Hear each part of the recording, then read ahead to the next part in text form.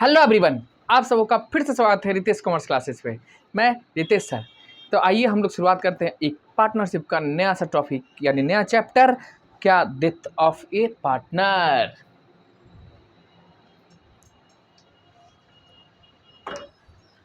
देखो भाई साहब, हम लोग ने रिटायरमेंट कर लिया, पूरा खत्म। क्या क्या किए, क्वेश्चन कॉन्सेप्ट एमसीक्यू सारा खत्म है हमारा रिटायरमेंट का। अब क्या चाहिए बताओ। हाँ सर, चाहिए question bank, past year exam question, PYQ, ये सब कौन कराएगा? थारा भाई जोगिंदर नहीं, रितेश कराएगा, टेंशन ना लो। ठीक, अभी क्या करोगे? तो अभी हम लोग करेंगे डेथ, है ना, डेथ ऑफ ए पार्टनर, इसकी बातें करेंगे। और हमारा पार्टनरशिप में एक और चैप्टर बढ़ जाएगा, इसके बाद डिसोल्यूशन, विघटन। और ये करते हुए हमारा पार्टनरशिप हो जाएगा ख़त्म। जितना स्पीड करोगे हम आप जल्दी होगा ख़त्म, टेंशन लेने की कोई ज़रूरत नहीं। जी सर, तो आओ शुरुआत करते हैं हम लोग। साझेदारों की मृत्यु, आपके पास बुक है जी। इसमें देखो होता क्या है, अरे मृत्यु, सबसे पहले क्या होगा, पार्टनरशिप फर्म चलेगी, उसमें जो मेंबर होते हैं उनको पार्टनर बोलते हैं, वो मर गया। मरने का रीजन है बहुत सारा, होता है ना, रिटायरमेंट का जैसे रीजन था मरने का, लेकिन रिजल्ट क्या आएगा, डेथ, खत्म होना है, यानी पार्टनर खत्म है। तो पहले समझो, अगर मान लो हम दो पार्टनर थे और पार्टनरशिप चला रहे थे, चल रहा है, देखो डेथ तो किसी के हाथ में नहीं ना, कब क्या हो जाए जी। कोई पार्टनर मान लो निकल गया, तो क्या आगे फॉर्म कंटिन्यू हो सकती है? नहीं। क्यों? ड्यू टू रीजन ये है कि पार्टनरशिप के लिए कम से कम आपको दो मेंबर चाहिए, जिसमें माइनर नहीं होना चाहिए। पहला ठीक है, माइनर तो था ही नहीं, तब तो फर्म बनी, अब चल रही थी। अब क्या हो गया, डेथ हो गया है, कोई बात नहीं, डेथ हो गया, बचा कितना, एक। तो वो जो एग्जिस्टिंग पार्टनरशिप है वो खत्म हो जाएगा, उसके बदले में कोई नया पार्टनर लाओ, तब उस फर्म को चला सकते हो, कोई दिक्कत नहीं, लेकिन मिनिमम दो। ठीक, अब साझेदार का डेथ हो जाए, क्या करोगे?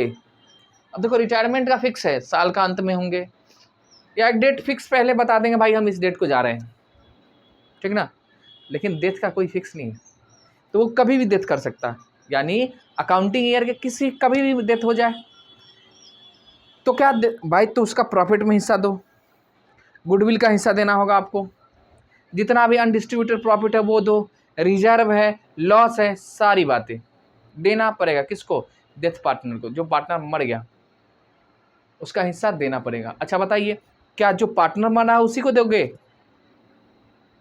उसको देने के लिए कहाँ जाना होगा आपको? आपको भी ऊपर जाना होगा। जाना चाहते हैं? नहीं, तो किनको दे? उनके जो रिप्रेजेंटेटिव है लीगल, जिसको स्क्यूटर्स बोलते हैं, यानी उत्तराधिकारी, कोई भी हो सकता है, ठीक है। तो उसके बदले में जो उनका रिप्रेजेंटेटिव, लीगल रिप्रेजेंटेटिव होना चाहिए, है ना, उनको मिलेगा। तो घर के भाई है, गार्जियन है, दोस्त है, उसमें लीगल रिप्रेजेंटेटिव, जो दोस्त में भी क्या, जिसको बना के रखेगा उसको, सबको नहीं मिलेगा, समझ गए, लीगल रिप्रेजेंटेटिव होना चाहिए। अगर शादीशुदा है तो वाइफ। तो ये है। अब कहता है क्या क्या दोगे, वही सारी बात, ये पूंजी, ये वो सब, तो ये थ्योरी आप खुद से पढ़ोगे, ऐसे हमारे काम की है नहीं, हमने आपको बता दिया। ठीक, अब यहाँ पे आता है जर्नल एंट्री। भाई जर्नल एंट्री में क्या, स्क्यूटर अकाउंट क्या होगा? तो सबसे पहले ये अकाउंट लीगल रिप्रेजेंटेटिव को होगा, देख लो। स्क्यूटर का खाता मृतक साझेदार के उत्तराधिकारी यानी लीगल रिप्रेजेंटेटिव खाता होता है। और ये कैसा होगा? अस्थायी व्यक्तिगत खाता, यानी पर्सनल। उसके बाद क्या कहता है, मृत साझेदार की राशि कहाँ दोगे? स्क्यूटर अकाउंट में। और देखो पहले क्या होगा, पार्टनर जितना, जो पार्टनर डेथ किया उनका हिसाब करोगे, तो उनका कैपिटल दिखेगा, हाँ मतलब पूरा बैलेंस दिखेगा कैपिटल अकाउंट में। उसको क्या करना, आपको ट्रांसफ़र करना है कहाँ? पहले स्क्यूटर के खाते में। तो क्या होगा, हमारा डेथ पार्टनर का कैपिटल कमेगा, तो क्या लिखोगे, deceased partner capital account debit to executor's capital account.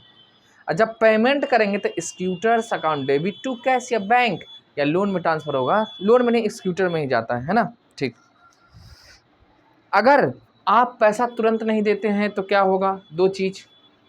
क्या, अगर मान लो आज मान लो 10 अक्टूबर है, किसी पार्टनर का डेथ हो जाए, तो तुरंत पैसा हिसाब करने के बाद नहीं देते। मान लो हम 1 अप्रैल को देंगे, तो अक्टूबर से अप्रैल तक यानी 31 मार्च तक का उसको क्या मिलेगा, हिस्सा। किस चीज़ में? या तो आप इंटरेस्ट दो, आप नहीं, यानी आपका मतलब फर्म नहीं, तो स्क्यूटर के पास राइट होता है, उत्तराधिकारी के पास राइट है कि वो या तो प्रॉफिट का हिस्सा लेगा, प्रॉफिट में हिस्सा लेगा, या तो 6% इंटरेस्ट के हिसाब से लेगा। ये दोनों उनके पास ऑप्शन है। ये कहाँ पे दिया गया? वही पार्टनरशिप एक्ट 1932 में।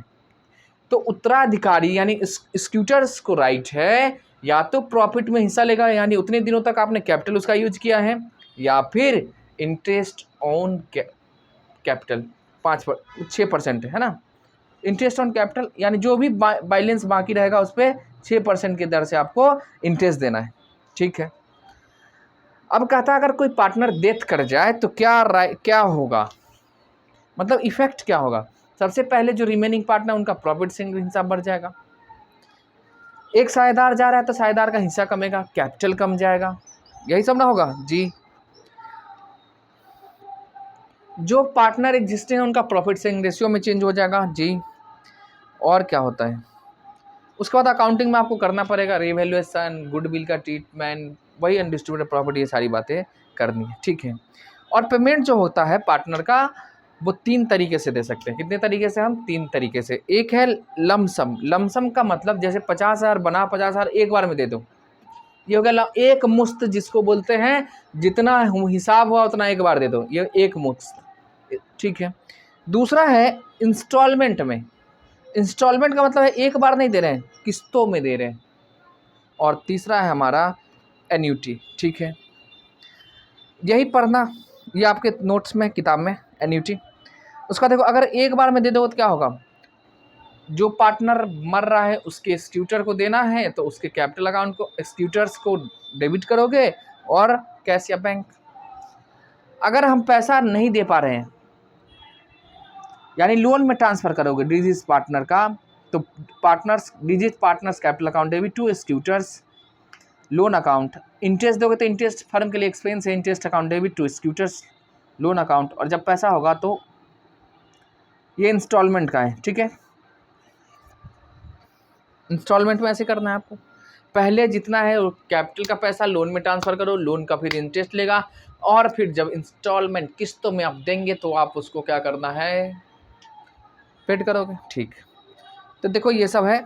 वहीं पे एक वो बात थी, हमें इन सब पे पढ़ना है, बट धीरे धीरे आपको हम क्वेश्चन कराते हुए जाएंगे। ठीक है, एक है प्रॉफिट एंड लॉस। देखो हिस्सा जो दोगे, अब जैसे अक्टूबर में डेथ हो गया था, ठीक, हम खाता कब बंद करेंगे भाई। अब देखो 1 अक्टूबर में मर रहा है, हमारा अकाउंटिंग चल रहा है ईयर 1 अप्रैल से लेके 31 मार्च।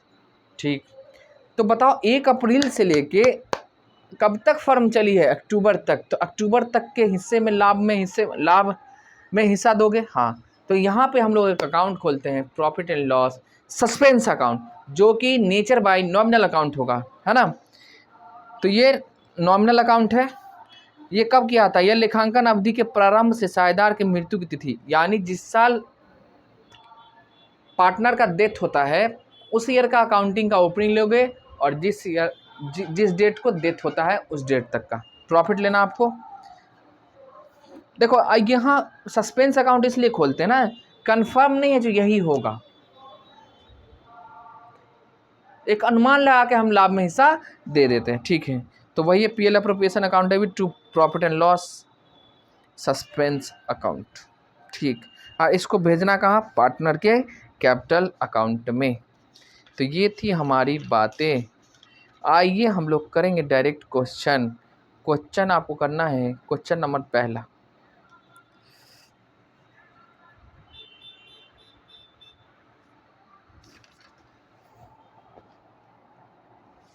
तो क्वेश्चन नंबर आ जाओ पहला, फर्स्ट।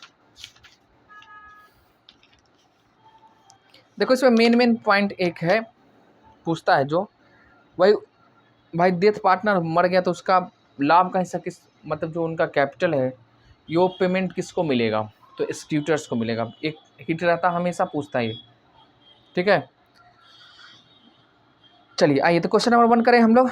कैलकुलेशन ऑफ प्रॉफिट है, कहता है ABC are partners in a firm whose books are आर क्लोज 31 दिसंबर एवरी ईयर, हर एक साल 31 दिसंबर को उनका खाता बंद होता है। ए का डेथ हो गया कब? ए मर गए हैं 31 मार्च को, and according to this to the agreement his share of profit up to the date of death is to be calculated on the basis of average profit of last 3 year। यानी जिस दिन उसका डेथ हो रहा है, ठीक है, आपस में एग्रीमेंट है क्या, जो पिछले प्रीवियस ईयर के 3 साल का एवरेज प्रॉफिट में लाभ में हिस्सा मिलेगा। ठीक है, तो 3 साल का आपका लाभ का हिस्सा दे रखा है। Net profit of last 3 year were 8,000, 11,000 and 17,000 है। कैलकुलेट करो ए का शेयर और जर्नल एंट्री भी मारना है, बस यही है और कुछ नहीं।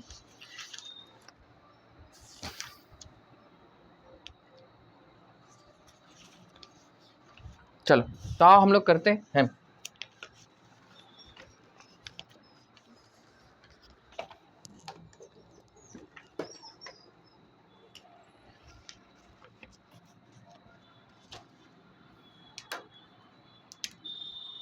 क्वेश्चन नंबर 1 है डेथ का। हमारा डेथ चालू हो चुका है। देखो लाभ में कहता है हिस्सा कैलकुलेट करो प्रॉफिट में।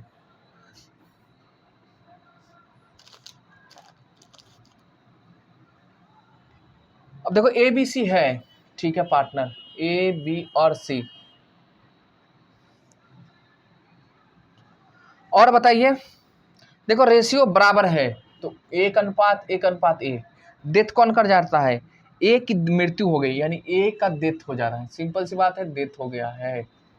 और देखो कब मरा है ये? 31 मार्च को, 31 मार्च। अब देखिए ये जो 31 मार्च है ये क्लोजिंग डेट नहीं है, यानी अकाउंटिंग ईयर 1 अप्रैल से चालू नहीं हो रहा है सर। तो अकाउंटिंग ईयर 1 जनवरी कैसे? अब देखो ईयर जो आपको दे रखा है, न्यू बुक निकालने तो इसमें ओल्ड है, तो ईयर जो दे रखा क्या फिनेंशियल ईयर का दिया नहीं, कैलेंडर ईयर का दिया हुआ। देख लो देखो आप समझते हैं ना ये बातें? ना समझते तो आइए हम आपको बताते हैं और क्या है इसमें करंट। ओह यार, डेथ। क्वेश्चन नंबर 1, 31 मार्च 2023 को, 31 मार्च 2023 को डेथ हुआ है, समझ रहे हैं जी। और ईयर जो दिया है ना एवरेज प्रॉफिट का, देख लो 3 साल का। हाँ कह तो रहा है, अरे यार इसमें कह रहा है कि 1 जनवरी से चालू होगा और बंद हो रहा है 31 दिसंबर। नहीं होता तब भी हमें पता चल जाता, क्योंकि फिनेंशियल जैसे 22-23 लिख के देगा तो ये वित्तीय वर्ष है, 23-24 है, तो यानी 1 अप्रैल से चालू होगा और 31 मार्च को एंड होगा। बट अगर आपको नॉर्मल लिख दे 2022, 2023, तो ये 1 जनवरी से चालू होता है और 31 दिसंबर को ख़त्म होता है। समझ गए जी सर, ये तो आता है। तो आइए, और ऐसे कह भी दिया 31 मार्च को, 31 मार्च 2023 को बंद मरा है और 31 दिसंबर को हम लोग खाता बंद करते हैं, बस कह तो दिया है।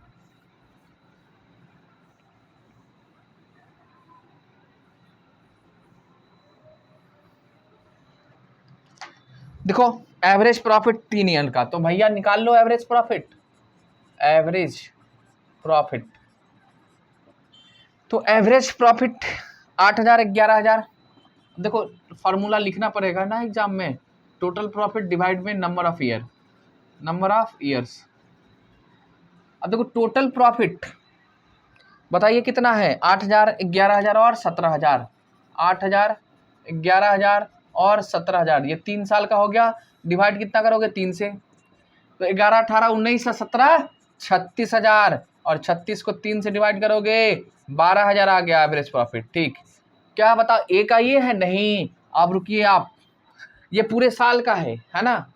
आप पहले क्या करोगे, इसको मंथ में कन्वर्ट करेंगे तब। चलो हम डायरेक्ट लिखते हैं ए का शेयर, एक शेयर इन प्रॉफिट। अब देखो टोटल प्रॉफिट कितना है? 12,000। ये कितने दिनों का? पूरे साल का। डेथ कब हुआ है? 31 मार्च। यानी अकाउंटिंग कब शुरू होगी? 1 जनवरी। तो उतने महीने का पहले निकालोगे, तो जनवरी, फरवरी, मार्च, यानी 3 महीने का है, तो 3/12। 12 से क्यों डिवाइड किए?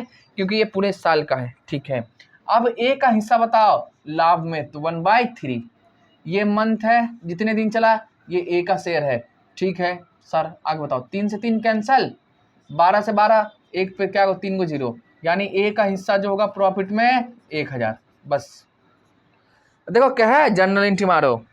हाँ, जर्नल एंट्री भी कह रहा है, तो सुनो, तो इससे ए का शेयर क्या होगा, बढ़ेगा। और आपको यहाँ profit and loss suspense account खोलना है, यही हम बता रहे थे आपको। सस्पेंस अकाउंट डेबिट करोगे और इस कैपिटल अकाउंट को क्रेडिट। पहले सारा पैसा जितना भी डेथ पार्टनर का होता है वो कैपिटल अकाउंट में जमा होगा। जब लास्ट क्लोजिंग करते हैं ना, तब BD/CD नहीं लिखना है आपको, डायरेक्ट स्क्यूटर में ट्रांसफर हो जाएगा 1000। CD नहीं लिखते या लोन में। Being a share in profit,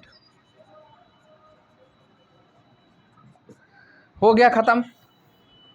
इसको लिखिए आप। तो एवरेज प्रॉफिट उसमें से निकाल दिए। ये समझ में आया? बताइए।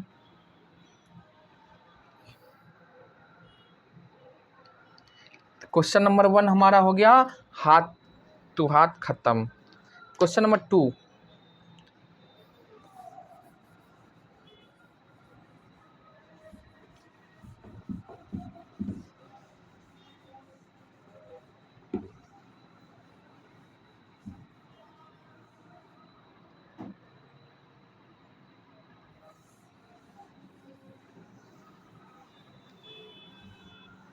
क्वेश्चन नंबर 2,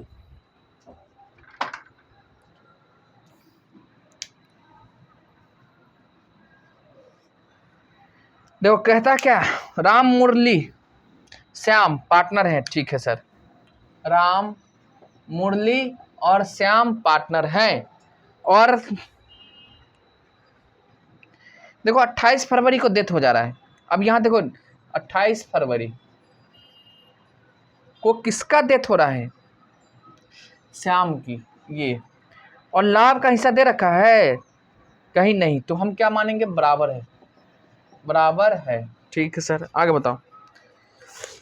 आगे कहता है 28 फरवरी 2023 को इनका डेथ हो जा रहा है। 28 फरवरी 2023 को किनका, श्याम का।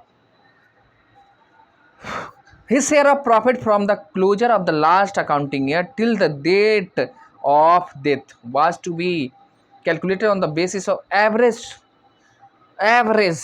ठीक है, of 3 completed year of profit before death, यानी डेथ से पहले का जितना भी है, कितना, 3 साल का एवरेज प्रॉफिट के हिसाब से आपको क्या निकालना है, प्रॉफिट। ठीक है, आगे बताइए। अब देखो यहाँ प्रॉफिट 2020, 21, 22, यानी अकाउंटिंग ईयर 1 जनवरी से शुरू हो रहा है और 31 मार्च को दिसंबर, ठीक ना, 31 दिसंबर को खत्म हो रहा है। देखो 20 का दिया 17,000, 18,000, 19,000, तीनों जोड़िए। तो आइए हम लोग एवरेज प्रॉफिट पे ही, सेम है एवरेज प्रॉफिट। तो 3 साल का दे रखा आपको, 17,000, 18,000, 19,000, 17,000, 18,000 और 19,000, डिवाइड करो कितने, 3 से। तो 17, 18 कितना होता है, 35, और 35 में आप जोड़िए 19, तो 54,000, और 54,000 को 3 से डिवाइड करो, 9, 8, 17, 7, 24, 7 में 2, ठीक है, तो 18,000 हो जाएगा एवरेज प्रॉफिट। हाँ, अब इसमें से एस का शेयर यानी श्याम का शेयर निकालना होगा आपको, श्याम शेयर इन प्रॉफिट। अब ध्यान दो, एवरेज कितने मंथ्स, 12 मंथ्स, तो 12 से डिवाइड करना आपको। क्या महीना, 2 महीना, जनवरी फरवरी, हिस्सा 1/3। ठीक है जी सर, करिए ना। देखो 6 त्रिक 18 पे 3 को 0, हाँ इसको काटो, 6 से ये कैंसल, 1 और 1 पे 3 0 यानी 1,000। तो एंट्री क्या होगा, सेम। क्या करना आपको, entry same. Same same same same का मतलब PL suspense account debit 2, PL suspense account debit 2, क्या नाम है इसका? श्याम। तो श्याम्स कैपिटल अकाउंट 1000। नरेशन लिखिए क्या? Being Shyam share in profit, share in profit. ये हो गया खत्म। चलिए क्वेश्चन 1 2 हो गया। 3 में आइए। 3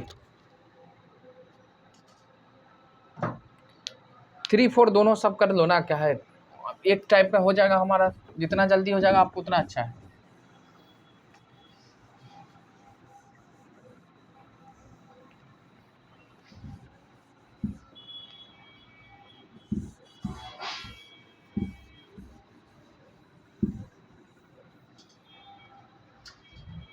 तो क्वेश्चन नंबर 3 है, ए बी और सी जिनका रेशियो है 3 2 और 1। कहता है 31 मार्च को बी का डेथ हो जाता है। अच्छा, इनका डेथ हो जा रहा है 31 मार्च। ईयर बताओगे?